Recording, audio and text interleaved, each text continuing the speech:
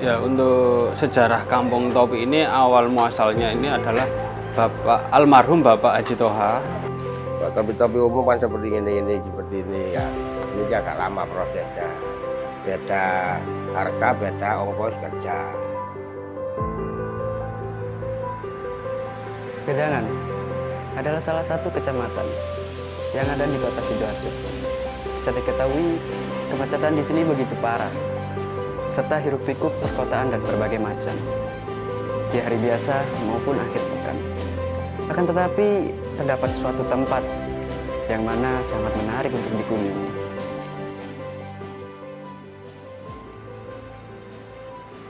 Jika kita mendengar kata sebuah kampung, biasanya di pikiran kita akan terlintas bayangan suatu tempat yang biasa saja dan tidak ada yang menarik di sana. Akan tetapi bagaimana jadinya jika kampung tersebut mempunyai daya tarik bagi masyarakat untuk dikunjungi? Seperti kampung yang satu ini. Ini adalah satu desa yang terletak di bagian timur Kecamatan Gedangan. Desa ini bernama Desa Punggul. Tampak biasa saja dan tidak ada yang menarik. Tapi siapa yang tahu? Dari tampaknya yang biasa saja, desa ini ternyata terdapat sebuah kampung di dalamnya. Ya, Kampung Topi.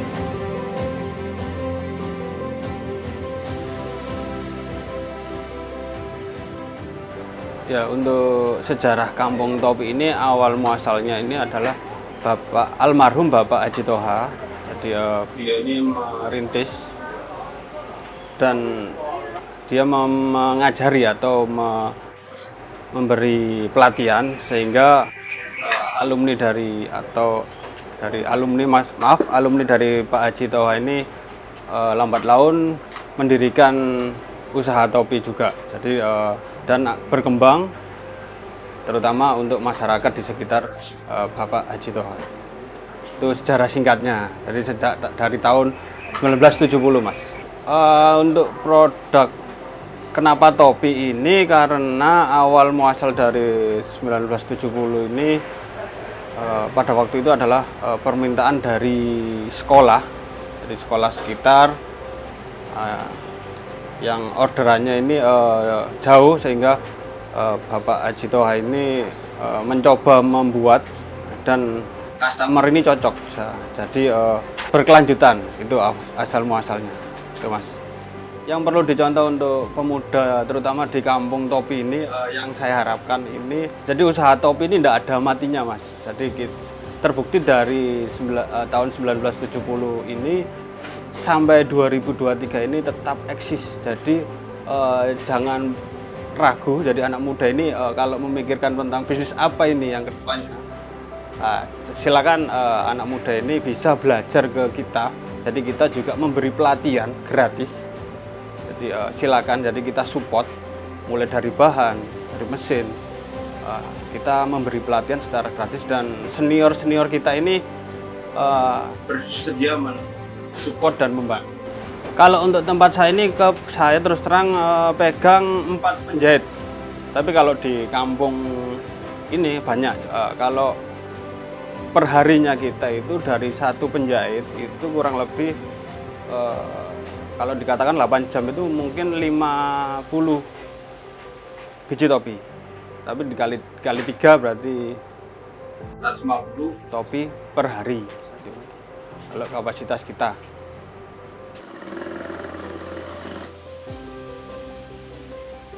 Kalau saya ikut di BMJ ya, karena ini kan induknya di BMJ ya.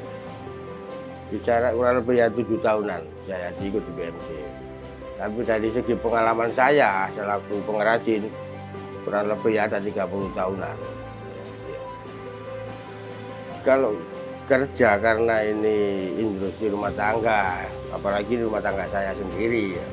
Biasanya saya kerja mulai jam 7 sampai jam 5. Nanti kalau seumpama badan saya fit ya, bisa saya lanjutkan setelah sholat maghrib sampai jam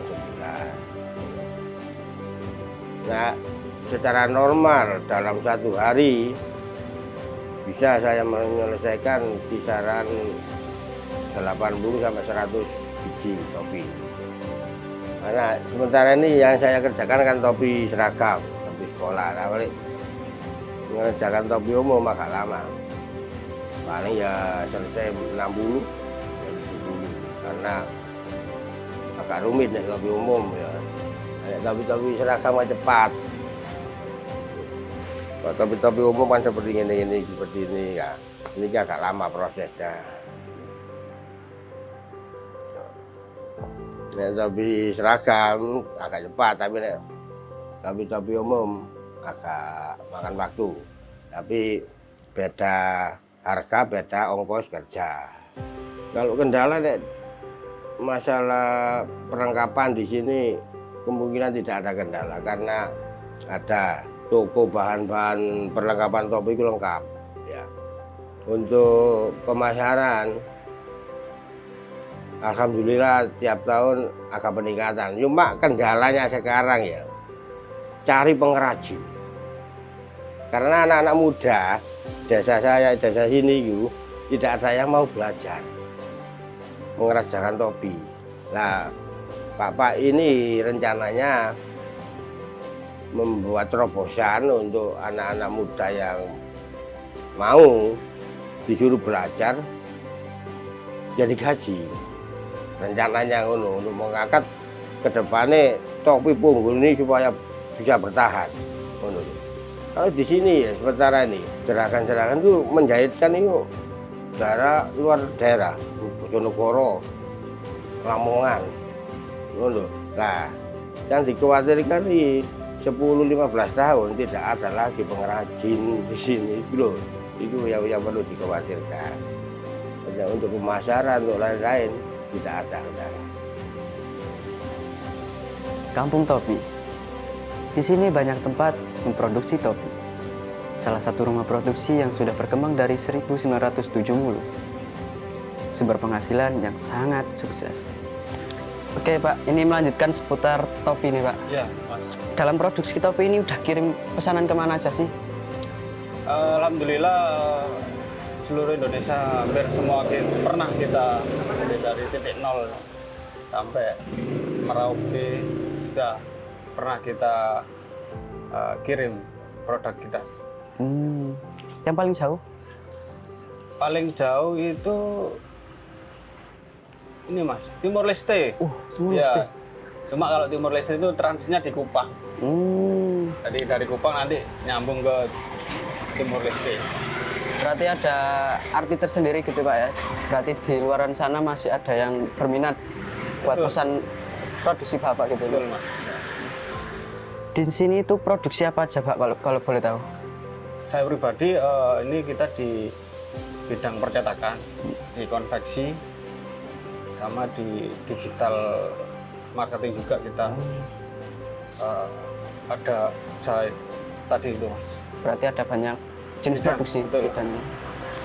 Yang terakhir ini Pak, tips and trick buat anak muda yang mau menjalankan sebuah bisnis. Dan saya sendiri pun juga pengen gitu Pak, dapat tips menjalankan bisnis gitu Pak. Jadi saran saya untuk anak muda ya, jadi pengalaman saya ini sedikit cerita. Pada waktu merintis itu terlalu jauh, artinya terlalu jauh itu berpikiran terlalu jauh, mau usaha apa ini. Ternyata kesimpulannya kita itu ternyata tidak perlu jauh-jauh, jadi di sekitar kita, di tempat kita ini ada peluang apa untuk kita manfaatkan di situ. Jadi jangan berpikir terlalu jauh, misalkan di tetangga kita ternyata misalkan produksi batik, nah itu kita coba belajar di sini. Nah kalau di tempat ini kan kebetulan topi ya, itu saya sendiri belajar di topi, jadi kita kembangkan dan inovasi. Jadi untuk anak muda jangan berpikir terlalu jauh, manfaatkan lingkungan sekitar kita untuk melirik atau melirik ide itu kita jalankan dan kembangkan, itu aja. Hal yang membuat kita terhambat untuk berjuang bukanlah arti untuk berhenti mencapai kesuksesan. Menggapai hal yang sulit direalisasikan dan menjaganya agar terjaga kestabilannya adalah hal yang perlu dibanggakan.